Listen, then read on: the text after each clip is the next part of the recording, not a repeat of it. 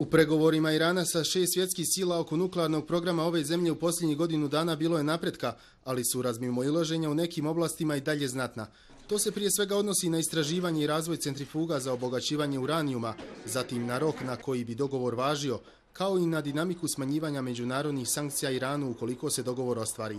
S druge strane, u nekim oblastima u kojima je bilo nesuglasica pojavili su se zajednički stavovi, što može biti osnov za konačni dogovor.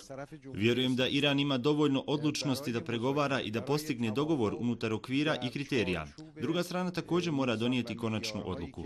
Postignut je stvari napredak, slažu se i oni sa druge strane pregovaračkog stola. Pregovori koji će biti nastavljeni sljedeće sedmice daće dovoljno vremena da se premoste nesuglasice.